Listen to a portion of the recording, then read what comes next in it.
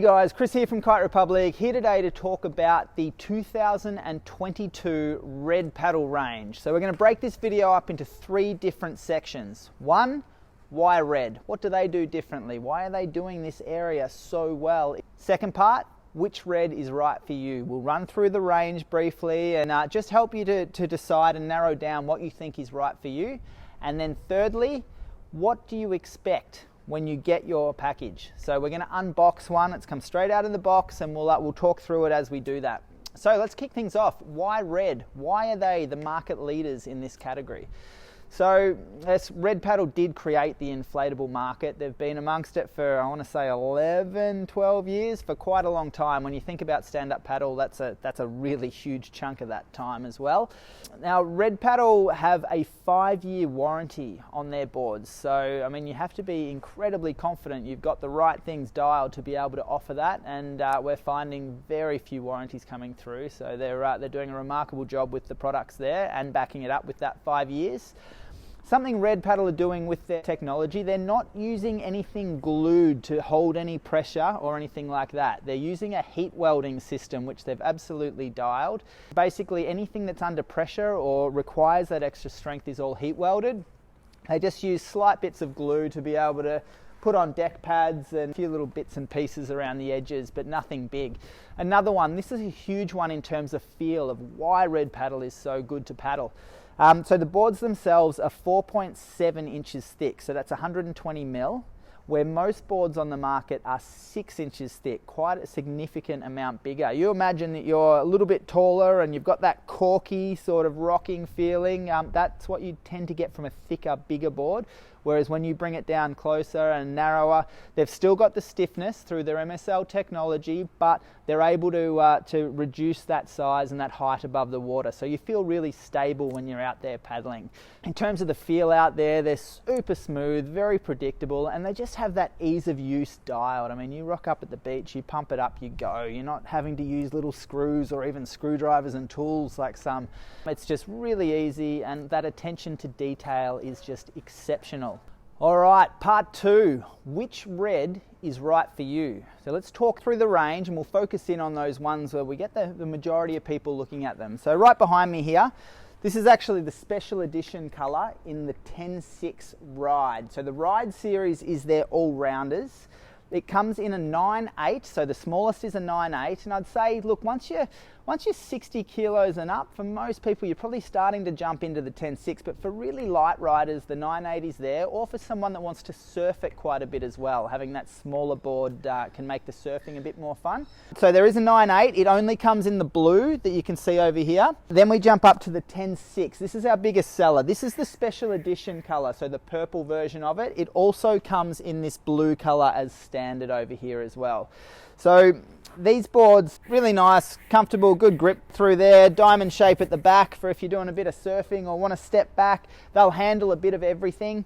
You'll notice in these flat bungees that they moved to last year, the spacing's changed a little bit, so you can probably hold some things that are a little bit bigger.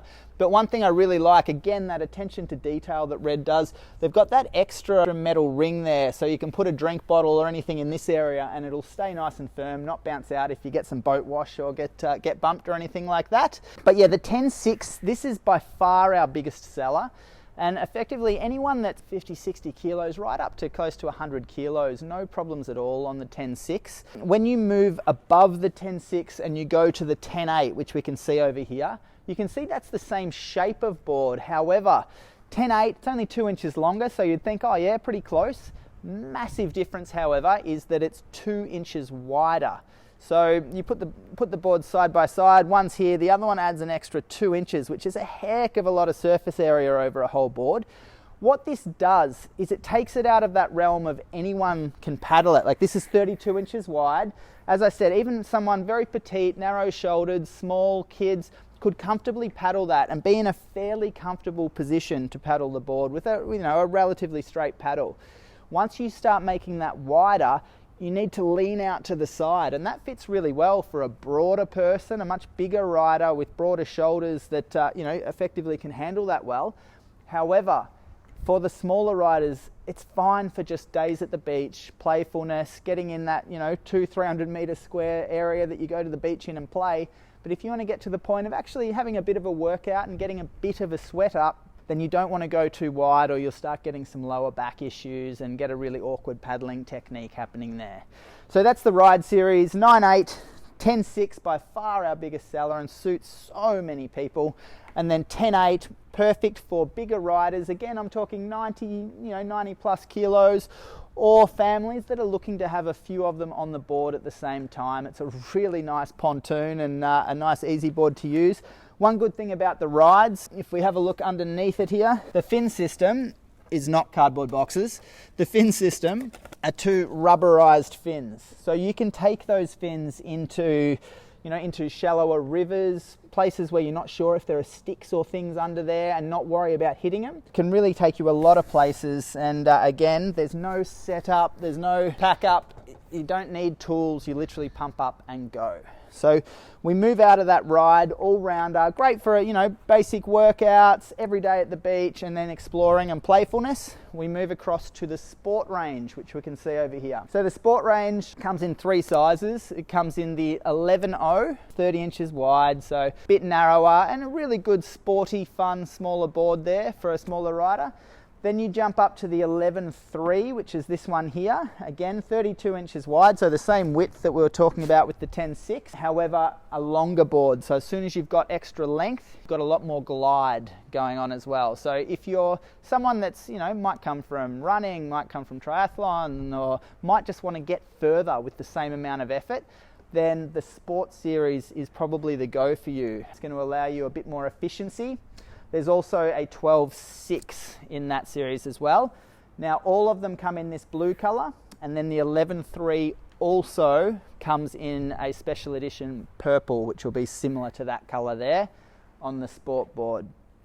All of these boards have got improved ergonomic handles, really comfortable, grabbing from any position. They've got really nice big handles at the top and the bottom, so a couple of people, or if you've got kids down there at the beach, they can actually carry these boards by themselves and not worry about sort of ruining them. If you have a look at this little bag here, standard bag comes this size, half the size is the bag of the compact. If you're a traveler or someone that just really doesn't have space to be able to keep bags, boards, whatever around, the compact is exceptional. Comes in a 9.6 and an 11.0. Really nice packages. The paddle, instead of being broken down into three pieces to fit into a bag that's the standard size, it breaks down into 5 pieces. So much smaller pieces and a really good package. Well worth a look. We'll do a separate video just on that board for you. If you've come from windsurfing, or you want the option to be able to put a sail into the actual board, there is a 10.7 windsurf board this year. Also, you might be looking at traveling or using rivers or using lakes and actually camping and need a bit of extra size and extra tie down space on your board. They also do a Voyager, which is built specifically for that, but that comes in a 12.6 and a 13.2, the ultimate touring board, that one. And then finally the Elite series. So if you're into racing, we're not talking the point of having a really good all-rounder that also does a bit of racing. We're talking if you're into the pointy end of racing and you're all about the times and the heart rates, and you want to be able to have an inflatable so you can do it all and travel, then the Elite series is found fantastic as well. All right, as well as this, the paddles have changed significantly for 2022. Last year, all of the packages, as standard, came with an aluminium paddle, an alloy paddle. Now, that paddle was a good bomb-proof paddle, but was incredibly stiff. So for people that wanted to get a bit more of a workout in, etc., it probably wasn't ideal. It was a bit harsh on the body. This year, 2022, they've changed their base paddle to what's called the Cruiser. And instead of it being an aluminium paddle, the Cruiser is a fiberglass-based paddle. Again, 3 pieces. They've got 2 ranges to their paddles. The Cruiser only comes in the Tough, which is this one here, which you would have seen in previous years. It's a blade that you can hit on rocks, sticks, bottom of the river, whatever, and it lasts. All of them will come in that Tough. but then from the hybrid, which is the next paddle up, they'll also come in a carbon blade as well. So that's the cruiser, that's the base one. I'd say for 2022, the base model it's a very nice, very achievable paddle that will suit a lot of people. It's got a bit of flex in it, so it's not going to be, you know, too hard on the body. And look, you probably don't need to jump up as much as you have in the past. However, in saying that, the Hybrid Tough, which is a carbon-based paddle, really nice finish, similar to what the Carbon 50s we saw in the past. Comes in, again, that Tough Tech, and also comes in the carbon blade there. So if you're not going to be touching the bottom or not seeing what's under you or not using the maximum range of what inflatables let you, and you're just going to be in the ocean or somewhere with a soft bottom, you might want to go for the carbon just for that, you know, a little bit less weight as well and a little bit of extra stiffness for the blade. Hybrid paddle also comes in the purple as well as the standard blue,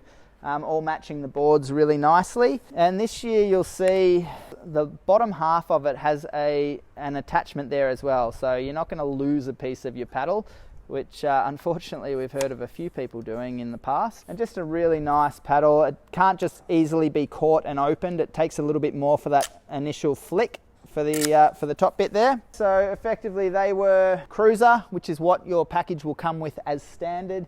If you want to upgrade, I would say the majority of people will probably look to upgrade to the hybrid option. That's the tough version, and then there is a carbon as well. But the tough version from Red seems to suit the market really nicely there. Above that, you can go up to the Prime. The Prime, I think it's 100% carbon. And then above that as well, you can jump again to the Ultimate, which we've seen in the past, but it's the new and improved version.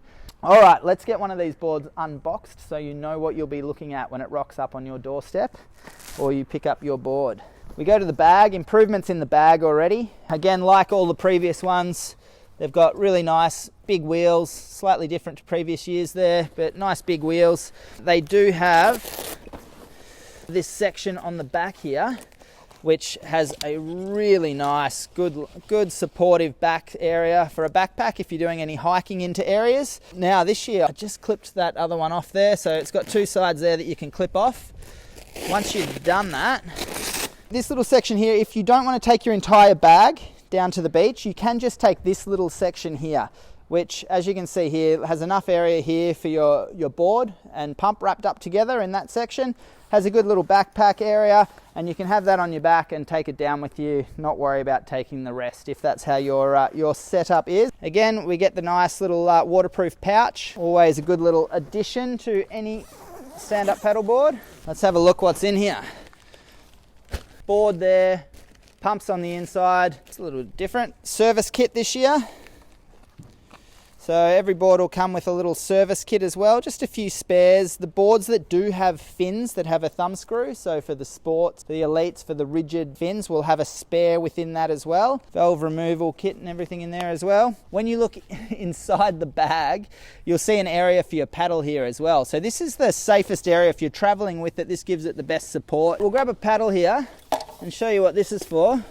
So there's a section in here.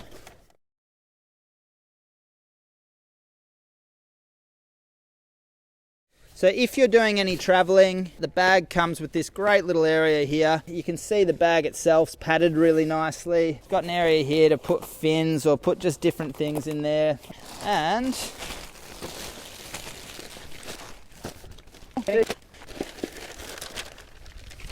so another massive standout from Red Paddle is the Titan 2 pump. So the pump itself, slide that one out, fits inside the board nicely, and then when you bring it out, you obviously open it up. It's got this little section here as well. Pop those off. That little bit there goes through the top, becomes the top of your pump as you pop it in there. This bit here sits in there, and on the gauge itself, this is well worth a look. So on the gauge itself, you can see in here, it's got a couple of green sections, a couple of small ones at 0 to 4, and then at 6 to 8 for kiteboarding. Then from 15 PSI up to 22, there's a really big green section over here. And if you look up the top there, there's a picture of a stand-up paddleboard. that's the section we want to get into.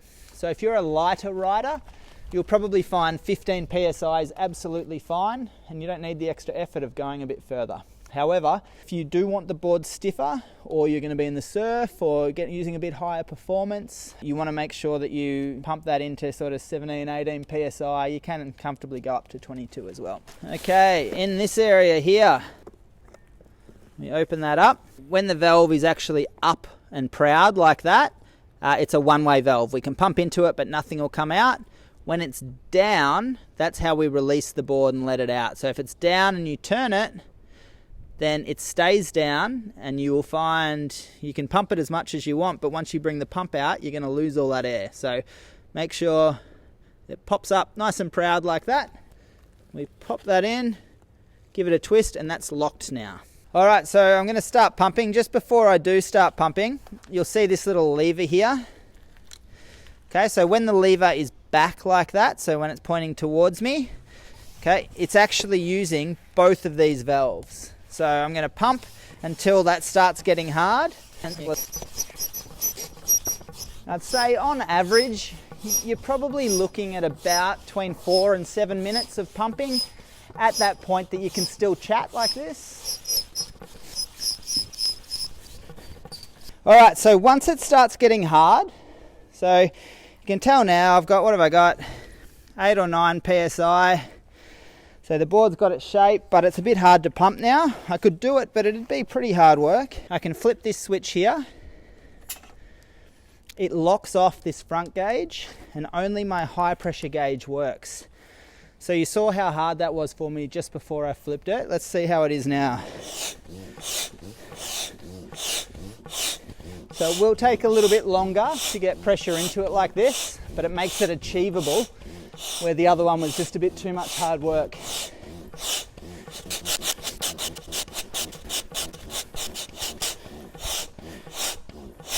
All right, so I've pumped that one up. We're at about, 17 PSI. I think it's taken probably 6 or 7 minutes with a couple of little brief stops in there. Pop that one out, so I just turn that one to undo it. If I had left that down, as I said before, it all would have come out just then, so you just want to make sure that you do that before you pump it. Close that off. And this, the Ride 10.6, is definitely our most popular in the red paddle range. Super strong boards. You'll see they've got a nice big bumper through here as well, so the whole way along the board. Got obviously their heat welding under it. It's got a little bumper over the top to finish off as well.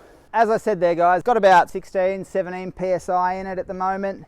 The boards themselves are nice and stiff. They'll have the slightest bit of give there, but I'll stand up on there just to give you an idea. Look, I could have pumped another few PSI into it, but it just takes longer and it's very stiff already. If you're keen to check out the red paddle range, head to kiterepublic.com.au.